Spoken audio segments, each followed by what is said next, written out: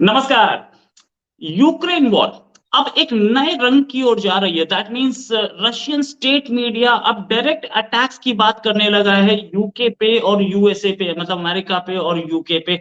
Direct attacks, that means वो कहीं ना कहीं सजेस्ट कर रहा है कि this war has to enlarge. ये वॉर आगे जा सकती है यूरोप के अंदर, नेटो पे अटैक्स या फिर अमेरिका पे अटैक्स। सीरियस सिचुएशन है, दोनों तरफ से न्यूक्लियर वेपन्स भी हैं।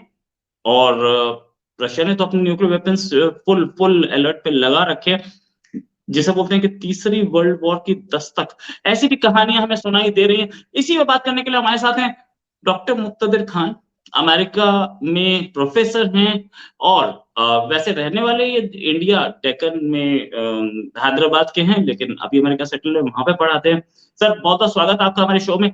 ये जो रशिया और यूक्रेन वॉर है, ये अब वेस्ट की ओर मुड़ती दिख रही है। ये क्या आपको ऐसा लग रहा है कि ये एस्केलेट हो सकती है, या सिर्फ धमकियां दी जा रही हैं कि अब आप पे हमला हो सकता है? जी रोहित साहब, आपके सुनने वालों को मेरा सलाम, नमस्कार, सत श्री अकाल, वनक्कम। देखिए, ये जो टेलीविजन पे बयान है, मैंने वो वीडियो पे देखा भी है। It is very interesting. उसमें कई चीजें का उन्होंने जिक्र किया हुआ है। एक तो वो they are talking about saying कि ये काफी नहीं है कि हम अमेरिका और वेस्टर्न मर्सिनरीज को मार रहे हैं। अब हमें चाहिए कि उनको डायरेक्ट अटैक करें, या तो ब्रिटिश टेरिटरी पे या अमेरिकन एसोसिएटेड टेरिटरी पे, ताकि उनको भी लगे कि ये जंग का कुछ दर्द वो महसूस करें। और एज ए पनिशमेंट, क्योंकि ये जो यूक्रेन की जंग इतनी लंबी सिर्फ और सिर्फ इसलिए चल रही है कि वेस्टर्न एलाइज हथियार दे रहे हैं यूक्रेन को, मुसलसल एड दे रहे हैं, फाइनेंशियल एड हर तरह से। तो जो जंग की वजह से जो नुकसानात फेस करता है मुल्क, वो ऑफसेट कर दे रही वेस्टर्न एड। तो इसलिए वो भी चाह रहे हैं कि let the West also feel the pain. मेरे ख्याल से ये लॉजिक है उसकी। और इट इज इंटरेस्टिंग कि वो बरतानिया और अमेरिका को नेम किया, बिकॉज ये the two biggest supporters of Ukraine in terms of military add. America सबसे ज्यादा, तकरीबन $60 बिलियन दे चुका है यूक्रेन को। उसके बाद बरतानिया का नंबर आता है जो तकरीबन 4.5-5 बिलियन। और ऋषि सुनाक ने भी अभी रिसेंटली कन्विंस किया है जेलेंस्की को कि he is not going to reduce the amount of aid जो पहले आती थी बोरिस जॉनसन के जमाने में। तो इससे दो तीन चीजें मुझे बड़ी दिलचस्प लगी। एक तो जिक्र मर्सिनरीज का जो उन्होंने रेज किया है, वेस्टर्न मर्सिनरीज का।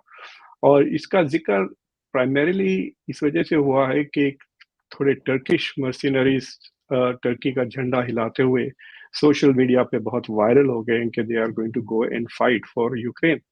लेकिन पिछले 6-7 महीने में तो थोड़ा रिडक्शन हुआ है मर्सिनरी फाइटर्स पे, लेकिन जो टोटल लीजियन है, यानी जो जेलेंस्की ने जंग शुरू होने के बाद अपील की कि जो जो यूक्रेन की तरफ से लड़ना चाहते हैं वो आए और लड़ें, तो इसको फॉरेन लीजियंस करके उनको लेजिटिमाइज कर दिया। वरना वो आईसिस के अलकायदा फाइटर्स की तरह टेररिस्ट हो जाते अगर उनको फौज में भर्ती नहीं कर दिया। तो उन्हें फौज में भर्ती कर लिया यूक्रेन के। और मार्च अप्रैल में ये इत्तला आ रही थी कि तकरीबन 23,000 मर्सिनरीज आ चुके थे, बरतानिया से भी, इंग्लैंड से भी। आ, लेकिन ताजुब की बात है, अभी तक सिर्फ 2 या 3 अमेरिकन मारे गए इस रेड में, वहां पर लीजनरीज। तो रशिया क्लेम करता है कि उसने 3-3.5 हजार से ज्यादा फॉरेन लीजनरीज और मर्सिनरीज जो America, South Africa, central Asian ममालिक से आ रहे हैं उनको मारा है। लेकिन the whole goal seems to be के somehow to reach out and cause punishment. मुझे लगता है कि this is not a very serious threat, क्योंकि अभी जो पोलैंड का जो इश्यू हुआ है, जिसमें ये यूक्रेन का और बाइडेन, आपने देखा होगा जेलेंस्की और बाइडेन के बीच में काफी अग्रेसिव एक्सचेंजेस हुए हैं पिछले 3-4, जिसमें बाइडेन ने रिपीटेडली डिक्लाइन किया और डिनाई किया जो क्लेम्स जेलेंस्की कर रहे हैं कि रशिया की एक मिसाइल यूक्रेन में गिरी है। अमेरिका और वेस्टर्न अलाइज कह रहे हैं ये, सॉरी, पोलैंड में गिरी है। ये कह रहे हैं कि ये यूक्रेन की मिसाइल थी जो पोलैंड में गिरी है। उसका मसला ये है कि अगर ये यूक्रेनियन मिसाइल है जो पोलैंड में गिरी है, तो इट मियरली ट्रिगर्स नेटो का आर्टिकल 4, जिसके तहत NATO allies are going to take extra precautions to protect Poland. लेकिन अगर ये आर्टिकल 5 होता है, यानी अगर रशिया की मिसाइल थी aggressively targeted to expand the war, then by law NATO has to engage in war. तो रशिया वेदर बर्तानिया को अटैक करे या अमेरिका को अटैक करे या अमेरिकन एसेट्स को अटैक करे, एज लॉन्ग एज वो एसेट्स यूरोप और नॉर्थ अमेरिका में हैं, they will be subject to NATO, यानी आर्टिकल 5 ट्रिगर हो जाएगा। तो अगर यूरोप में कहीं भी वो नेटो के किसी भी कंट्री को अटैक करते हैं, then America and western allies will have to participate. हाँ, ये और बात है कि अगर वो ब्रिटिश कॉलोनीज जो अफ्रीका में है, which are not in Europe, which is North America, वहां पे अगर कोई असिमेट्रिक वॉरफेयर कहिए, टेररिज्म कहिए, ऐसी चीजें ट्रिगर करता है रशिया, तो उससे तो प्रॉब्लम तो जरूर पैदा होगा, but it will not trigger NATO. So इशारा दैट इज नॉट क्लियर कि ये क्या होगा। So for example West Indies में भी कई एसेट्स हैं अभी भी बर्तानिया के इन द कैरिबियन, तो वहां पे अगर कुछ हो जाए, Gibraltar is I think also still under British indirect control. तो I don't know what he means, but लेकिन अगर यूरोप और नॉर्थ अमेरिका में अगर अटैक करते हैं रशियन सोर्सेस या Russian proxies, then it will mean all out war with NATO, or does Russia want that? Russia does Russia want that, ये question है। साथ में एक क्वेश्चन ये भी तो है कि डज नेटो वांट इट, क्योंकि जैसे एक एक पोलैंड पे एक मिसाइल आके गिरी है, वेरी क्लियर वर्ड्स में वो रशियन दिख रही है, लेकिन दोनों साइड इसको डाउन प्ले कर रही है। रशिया भी डाउन प्ले कर रहा है और नेटो और अमेरिका भी डाउन प्ले करते। देखिए मिसाइल आई, 2 लोग मरे, कोई फर्क नहीं पड़ता, वी डोंट नो कहां से आई, हो सकता है यूक्रेन की हो। तो क्या कहीं नेटो भी रशिया से डरता देख रहा है आपको? देखिए, it depends on which NATO country you are talking about, because अगर पोलैंड है तो पोलैंड के लिए सबसे बड़ी प्रॉब्लम है, because Poland will become the battlefield, क्योंकि जो ग्राउंड फाइटिंग होगी वहां पर होगी। आप नहीं चाहेंगे कि आपके कैपिटल में जो है सो बमबारी हो। आपको पता है कि जो मिलिट्री सर्कल्स है वेस्ट में, उसमें जोक ये है कि अगर आपको कोई सेकेंड हैंड वेपन्स खरीदना है तो you should buy them from France. Second hand weapon France में इसलिए सबसे अच्छे होते हैं because they have been dropped only once and never been fired. So this is a joke about France surrender to Germany in World War II, बगैर लड़े surrender कर दिया। लेकिन one of the motivation France का इसलिए था कि वो नहीं चाहते थे कि जर्मन एयरफोर्स पेरिस की बमबारी उसी तरह से करे जिस तरह लंदन की, तो पेरिस तबाह हो जाएगा। So they didn't want that to happen, so they surrendered. That was one of the reasons for surrendering. तो अगर यूरोप में जंग होती है तो यूरोप के इंस्टॉलेशन, यूरोप का कल्चर, यूरोप के शहरें, ये सब तबाह होने लगेंगे। सो जो बॉर्डर लाइन स्टेट्स हैं, एस्टोनिया वगैरह, Lithuania, Latvia, Poland, Finland, they will be very worried, क्योंकि इन मुल्कों में रशियन फोर्सेस आ सकती हैं if there is a battle. America और कनाडा और miles miles away, ground forces वगैरह नहीं आएंगी। The only risk is of intercontinental ballistic missiles. लेकिन रशिया के लिए I don't think this is something that they can consider. वो Ukraine को नहीं संभाल सके विद नेटो सपोर्ट। पिछले 2 हफ्ते में they have surrendered Kharkiv and Kherson, दोनों बड़े शहर जो उनके तकरीबन कंट्रोल में आ गए थे, वो दोनों को छोड़ के वो विड्रॉ होने पे मजबूर हो गए हैं। So basically they have a little extra territory from 2014 जो उन्होंने acquire किए थे। अब now they have to rely on Iranian supplies, उनके खुद supplies के बारे में सवाल उठा है। पिछले आपने गौर किया इस जंग में रशिया की air force is completely missing in action, because जो यूक्रेन को जो एंटी एयरक्राफ्ट सपोर्ट मिली है from western sources, they have done a pretty good job of making Russian air force बिल्कुल इरेलेवेंट हो गई है रशियन एयरफोर्स। तो ये मिलिट्री स्ट्रेंथ से वो क्या अटैक करेंगे वेस्ट को? बस ये धमकी देते रहेंगे कि हम न्यूक्लियर वेपन्स इस्तेमाल करेंगे, न्यूक्लियर वेपन्स। लेकिन if they go into war, जैसा general Petraeus, former central command के चीफ और फॉर्मर डायरेक्टर ऑफ सीआईए, वो कह रहे थे कि चंद दिन में, in few days, we will be able to destroy Russia की पूरी जो ब्लैक सी में जो उनकी नेवी है और जो मिलिट्री फोर्सेस है। लेकिन अगर वो नेटो को अटैक करते हैं तो एक there will be another new dimension in the war जो अभी तक यूक्रेन ने नहीं किया, which is attack Russia directly. तो रशिया के मॉस्को पर अटैक करेंगे क्रूज मिसाइल से, तो क्या करेगा रशिया? बचेगा? So that is a very serious consequence. I mean, does he really want to start nuclear war, and does he think he's going to win that? Conventional तो ये जंग एक हफ्ते में जीतने वाली जंग आज 9-10 महीने हो गए, and Russia doesn't look like a superpower anymore. Yeah, there is super power vulnerability, लेकिन ये जो जिस तरीके की वॉर हम देख रहे हैं, इसमें Ukraine is defeating super power, and secondly Russia की एयरफोर्स तो मिसिंग है, एज यू मेंशन। यूक्रेन की भी Bayraktar drones have failed. Italy के सबसे अच्छे ड्रोन्स थे, India was trying to buy those Bayraktar drones. Ukraine की एयरफोर्स भी हमें बहुत ज्यादा एक्शन में नहीं दिखी है। क्या जो जितने भी एडवांसमेंट्स यूक्रेन की तरफ से हो रहे हैं, रशिया सीडिंग लैंड, क्या आपको लग रहा है कि आप पिछले यूक्रेन हफ्ते इन जब द पोलैंड में जो अटैक हुआ, उस दिन अमेरिका में भी एक फायरिंग हुई। बंदे अमेरिका में घुस के जो फायरिंग करते हैं, उसमें 4-5 को तो ऐसे ही लुढ़का देते हैं, 5-6 डेथ्स हो जाते हैं, 10-15। अभी कल जो शूटिंग हुई उसमें 3 या 5 डेथ, 18 इंजर्ड, जो गे बार में। रशिया 100 मिसाइल्स फायर करता है, 2 casualties, partly because many of them are being blocked by the anti-aircraft. हाँ, ये और बात है, इट्स टारगेटिंग इंफ्रास्ट्रक्चर, लेकिन इंफ्रास्ट्रक्चर में भी तो बंदे होते हैं काम करने वाले। सो दिस आइडिया के it is causing devastation of Ukraine उतना नजर नहीं आ रहा।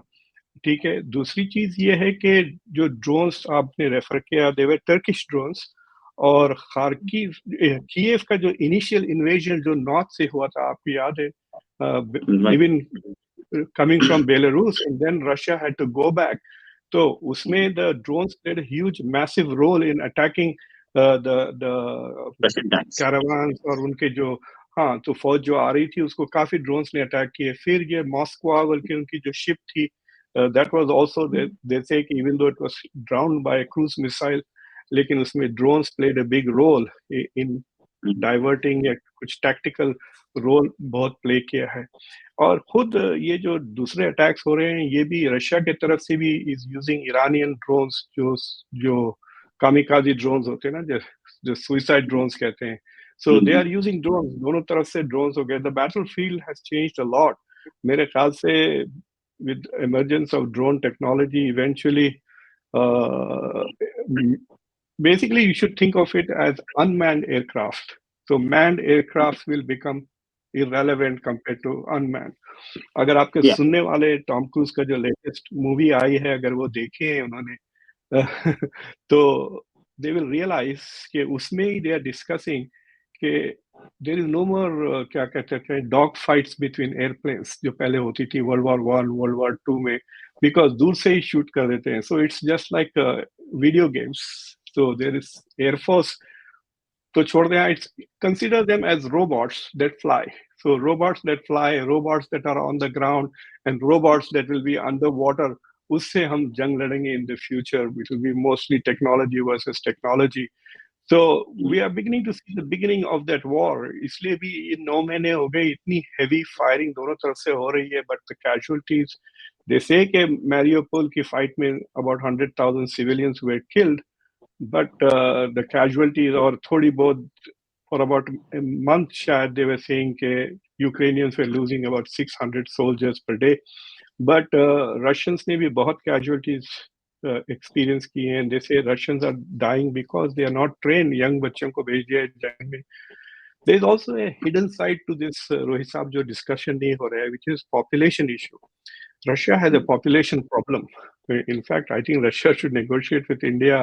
हम एक 2 करोड़ लोग गुजार ले सकते हैं उनके पास very happily. तो उनको population नहीं पड़ रही है. They are actually capturing वो जो लेके गए हैं खरसोन से people. They will be settled in Russia because of their population has been shrinking. Territory उतनी बड़ी रह गई है. So I'm not in the, देखिए, from an American perspective, this war has been very good for America. 3 चीजें हो गई इस जंग में। एक तो एक रशिया की capabilities has been exposed. It's not as big and powerful as people thought it was. Ukraine से नहीं लड़ सका अभी तक, तो दूसरों से क्या लड़ेगा? One. Number 2, यूरोप डर गया है। So we now have a frightened Europe. इतना डर गया कि देखिए, जिस चीज का डर था पुतिन को कि नेटो एक्सपैंड होगा। नेटो एक्सपैंड हो गया ना, 2 नए मेंबर्स आ चुके हैं, Finland, Sweden. So for America, we have expanded NATO, and now we have a scared Europe, which is saying, "Daddy, Daddy, आओ मुझे बचाएं." तो आए और Right. डैडी के पास से हथियार खरीदे, डैडी की बातें सुने। So for us, Europe is now, फिर हमारे ऊंट आ गया पहाड़ के नीचे कहते हैं ना, तो Europe is now once again seeking American support and American security, और हथियार खरीद रहे हैं। आपको पता है फिनलैंड ने ऑर्डर किए 60 प्लस F-35, जर्मनी ने ऑर्डर किए हैं 64, कनाडा ने ऑर्डर किए हैं। तो अमेरिकन वेपन्स के लिए तो एकदम you think it's going to be a boom. तो रशिया जितना उनको डराता है, वो जितना डरेंगे उतना अमेरिका के लिए both geopolitically and economically it's going to be a very profitable war. और हम जो पैसे खर्च भी कर रहे हैं ना यूक्रेन पर, there are 3 kinds of aid. एक मिलिट्री एड है, एक ह्यूमैनिटेरियन एड है, एक इज फाइनेंशियल एड, यानी उनकी तनख्वाहें to run the operation. Financial aid डूब रही है, that is waste for us, because वो गए पैसे वापस नहीं आने वाले। Humanitarian aid is fine, it is good, we are helping other people who are in suffering. लेकिन जो मिलिट्री एड है, that is going only to buy American weapons.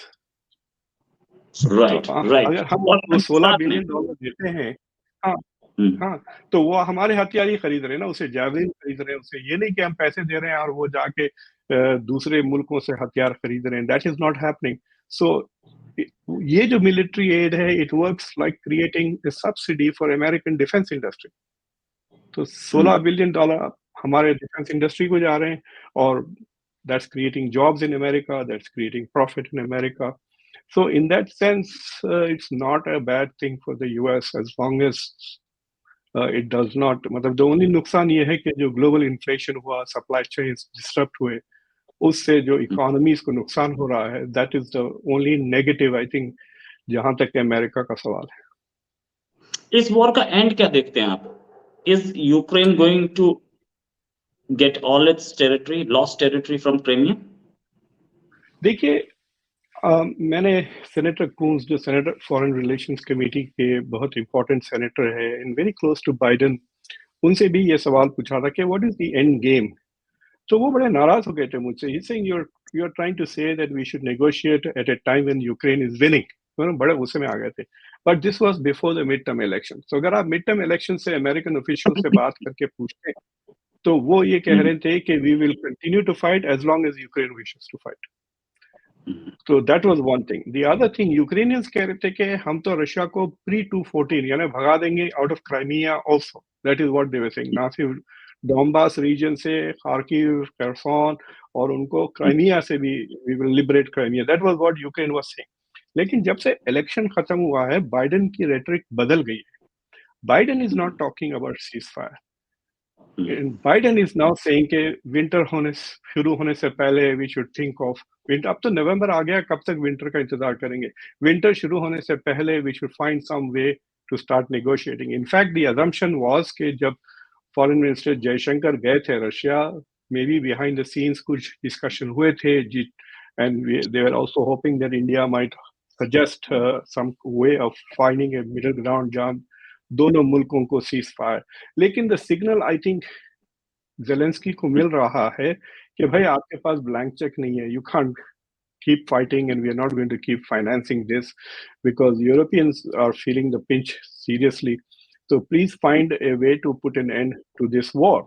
और वो end to the war will come only with two scenarios है ना, कि Russia defeat होके withdraw हो जाता है या यूक्रेन टेरिटरी कंसीड कर देता है। Says okay, ठीक है, डॉनबास आप रख लें, you keep Donbass, you keep Crimea, and let's stop fighting. But एक issue that will remain is about Ukrainian neutrality, and that is where Russia needs to be strong. अगर Russia is strong at the time of ceasefire, then Russia can insist that yes, we will keep these territories and Ukraine will remain neutral. लेकिन अगर Russia weak हो जाता है, so then Ukraine may say, okay, I want you to withdraw further, plus we will join NATO after that. लेकिन NATO के जो articles हैं, उसमें एक इंटरेस्टिंग क्लॉज है which says that no country which has border disputes unresolved can join NATO. तो जब तक तो ये जो यूक्रेन के साथ अगर बॉर्डर यूक्रेन सेज के मुझे क्राइमिया दो और रशिया सेज मैं नहीं देता हूं, तो उस सूरत में Ukraine can not technically join NATO. And मुझे नहीं लगता कि जर्मनी जैसे मुल्क will make that concessions and allow Ukraine to get into NATO. अभी तो बहुत बात कर रहे हैं ये फ्रांस, ये वेस्टर्न मुल्क है, डेमोक्रेसी है, ये है, but you must remember Ukraine was the heart of Soviet Union, जिसको रोनाल्ड रेगन ने इविल एम्पायर कहा था। It was the industrial core of the Soviet Union. Right, it was the industrial core. Then एक चीज और ये कि European union join करने के लिए कोई लैंड डिस्प्यूट, बॉर्डर डिस्प्यूट नहीं होना चाहिए। This is a prerequisite. लेकिन स्टेट्स ऐसी हैं यूरोपियन यूनियन में जो कि बॉर्डर डिस्प्यूट या डिस्प्यूट में हैं। नहीं, नेटो के लिए that is an important condition. NATO के लिए, नॉट फॉर यूरोपियन यूनियन। मेरे मुंह से गलत निकल गया, नेटो के लिए। लेकिन ऐसी स्टेट्स हैं नेटो में जिनके पास डिस्प्यूट्स हैं। There is Cyprus there, Turkey and this fighting amongst themselves. तो I think that was article came afterwards. I think that was added afterwards. So, वो जो dispute है between two NATO countries. But I think that is an issue. We will have to check on it. There were reasons why दूसरे European, eastern European countries को भी थोड़ा देर लगी. But I mean the US is keen कि whether अब देखिए NATO is the ultimate pinnacle of alliances now. लेकिन there are in between positions है strategic partnership, strategic non-NATO partner, इस तरह के designations हैं अमेरिका के पास, which allows America to legally give them weapons, give them training. तो 2014 से Ukraine has been receiving American training and American weapons, इसलिए तो इतना performance हो रहा है ये. 2014 where it was willing to fold.